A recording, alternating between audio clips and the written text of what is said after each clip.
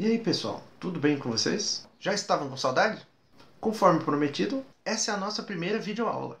Pessoal, esse vídeo atrasou um pouco porque faltou luz aqui em casa. O título dela é Trabalho, História e Humanização, o conceito de trabalho nas diferentes culturas. Para que esse vídeo não fique muito longo, eu vou dar uma explicação básica sobre o conteúdo. Especificamente sobre a matéria de hoje, a gente precisa notar que ela é composta por dois núcleos. De um lado a gente tem a ideia de trabalho e de outro a gente tem a ideia de cultura. Trabalho, no fundo, é um conceito que possui muitos significados. Na física, por exemplo, trabalho vai significar o cálculo da quantidade de energia necessária para que um sólido seja movido sobre uma determinada superfície. Mas, além disso, o termo trabalho possui outros significados. E, atualmente, ele está diretamente ligado à ideia de satisfação pessoal ou aproveitamento das nossas potencialidades enquanto seres humanos. No caso da sociologia, trabalho tem a ver com a ideia de o esforço realizado para tentar satisfazer uma necessidade humana.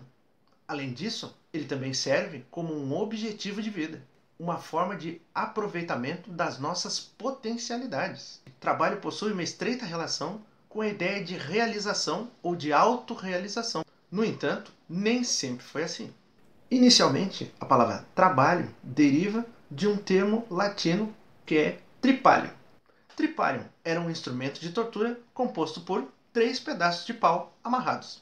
Esse instrumento de tortura era utilizado para estimular que as pessoas realizassem determinada atividade física. É importante notar que o uso do tripalium não se limitava a estimular escravos a trabalhar. Afinal, trabalhar, ou a ideia de trabalhar, não era visto como algo muito digno. E assim, as pessoas deveriam ser estimuladas a realizar esforço físico.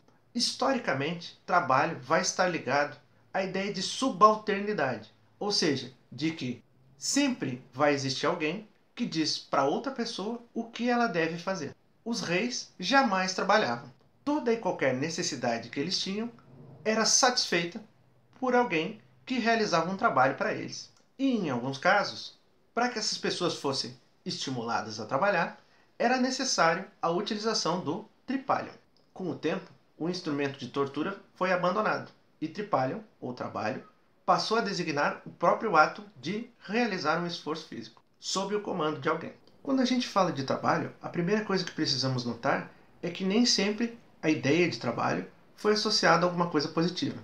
Claro, na nossa sociedade atualmente, trabalho é visto como alguma coisa positiva.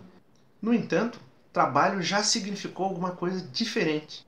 No século XX, especialmente no seu início, trabalhar era algo muito duro para as pessoas. A maior parte das atividades desenvolvidas pelos seres humanos era de trabalhos físicos.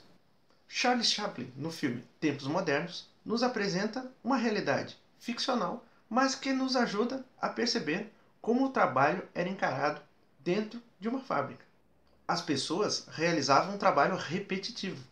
Além disso, esse trabalho era bastante cansativo, pois ele envolvia, na maior parte das vezes, a realização de um esforço físico que normalmente era superior ao que o ser humano consegue aguentar. Embora as fábricas fossem um local de substituição do trabalho artesanal, inicialmente não havia máquinas. As máquinas foram surgir apenas após a primeira revolução industrial.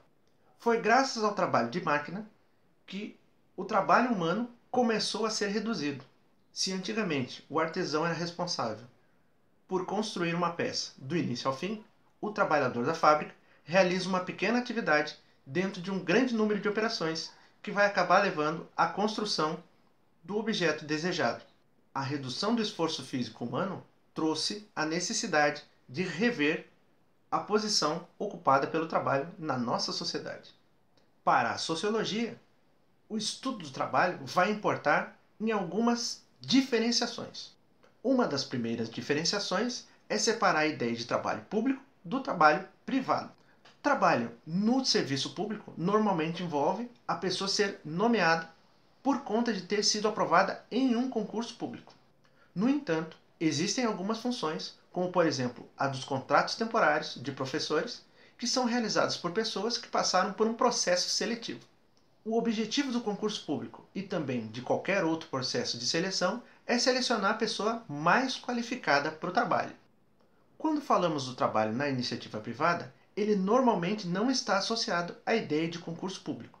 Porém, não é impossível que seja realizado algum tipo de processo seletivo para que uma pessoa venha a trabalhar em determinada empresa. Trabalhadores do serviço público normalmente são conhecidos como funcionários públicos ou ainda como burocratas.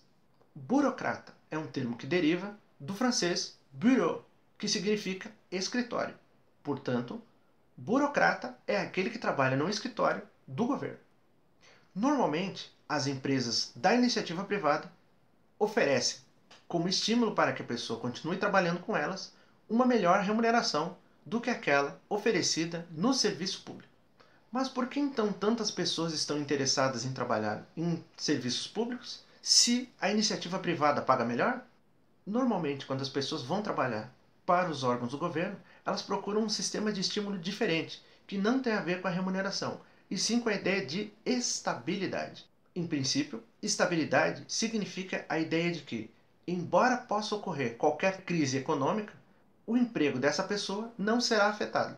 Afinal, a estabilidade garante que o trabalhador vai ficar o tempo que ele entender necessário dentro do seu cargo público. Embora a remuneração na iniciativa privada possa ser melhor, a ideia de estabilidade torna o emprego público um pouco mais atrativo para algumas pessoas. Hoje estamos vendo que pessoas que tradicionalmente trabalhavam na iniciativa privada estão tendo problemas em manter seus empregos. Algumas até têm negociado reduções de salário ou suspensão de seus contratos de trabalho sem remuneração para que no futuro elas possam voltar aos mesmos locais de trabalho. Outras pessoas estão sendo demitidas. No caso do serviço público, não existe essa possibilidade de demissão por conta da estabilidade. Um grande fator de influência para o reposicionamento da percepção da sociedade sobre o trabalho foi a economia. Principalmente a partir da adoção do capitalismo, ocorreram transformações sociais que levaram as sociedades a reverem seus posicionamentos. Um deles foi sobre a importância social do trabalho. Essa foi a nossa aula de hoje, pessoal. As informações relativas a essa aula são complementadas pelo texto que vocês encontram aqui no sistema. Do mesmo modo, vocês podem encontrar informações adicionais no Sociologia, que é o podcast de Sociologia. Se vocês tiverem alguma dúvida sobre o texto ou sobre o conteúdo dessa aula, podem perguntar que eu vou responder. Nos vemos no próximo vídeo, semana que vem. Até mais! E não se esqueçam, pessoal, eu fiz uma pequena modificação no prazo das nossas avaliações. Elas vão terminar na segunda-feira. E lembre, se possível, fique em casa. Então, até semana que vem.